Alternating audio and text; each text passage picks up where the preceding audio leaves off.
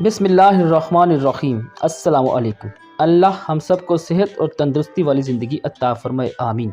मियाँ बीवी के किचन में आपको खुशामदीद कहते हैं। आज हम बना रहे हैं बच्चों की मनपसंद रेसिपी डोनट्स। नीम गर्म पानी में 1 चम्मच ईस्ट मिलाना है। इसको मिक्सअप करके 10 से 15 मिनट के लिए डाल कर रख देना है। 2 कप हमने मैदा लिया है, इसको छान कर एक बर्तन में ले लीजिए। इसमें जो ईस्ट का मिक्सर तैयार किया है वो इसमें ऐड करना है। अब इसमें ऐड कर रहे हैं आधा चम्मच नमक। इसमें तकरीबन 5 चम्मच शुगर पाउडर के ऐड कर रहे हैं। अंडा इसमें 1 अदद डालना है। दूध इसमें चौथाई कप ऐड कर लिया है हमने।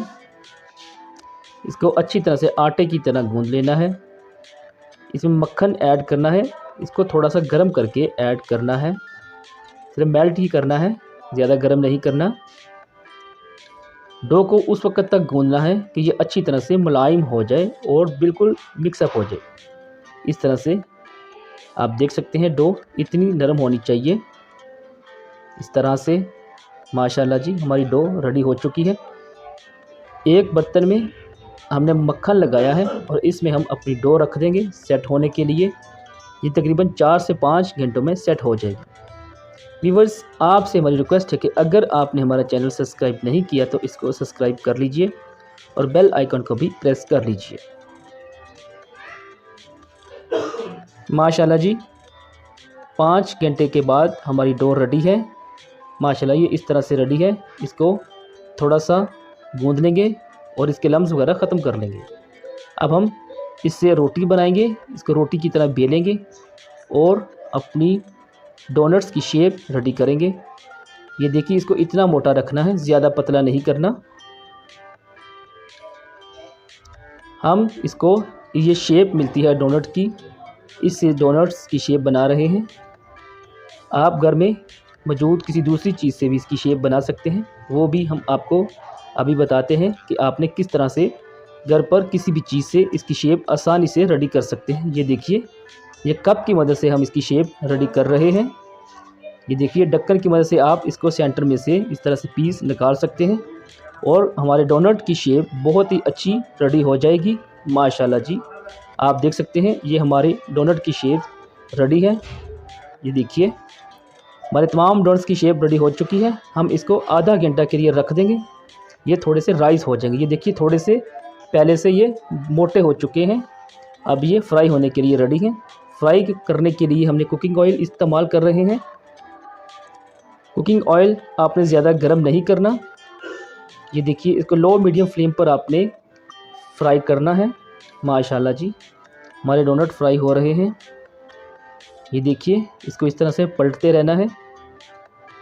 ये लाइट ब्राउन हो जाए तो इनको हमने बाहर निकाल लेना है।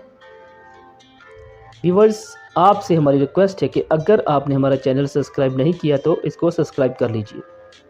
व्यूअर्स, कोई भी वीडियो हो उसको एंड तक वॉच किया करें ताकि आपको रेसिपी के मुकम्मल तौर पर समझने में मदद मिले। हमारे डोनट का पहला पूर रेडी हो चुका है। अब हम दूसरा पूर रेडी कर रहे हैं। यहाँ ये बात बताते चलें कि डोनट्स का दूसरा पूर डालने से पहले इस ऑयल को थोड़ा सा आपने ठंडा कर लेना है। ये देखिए जी हमारा दूसरा पूर भी रेडी है। माशाल्लाह जी ये बहुत ही मज़ेदार और क्रिस्पी से रेडी हुए हैं।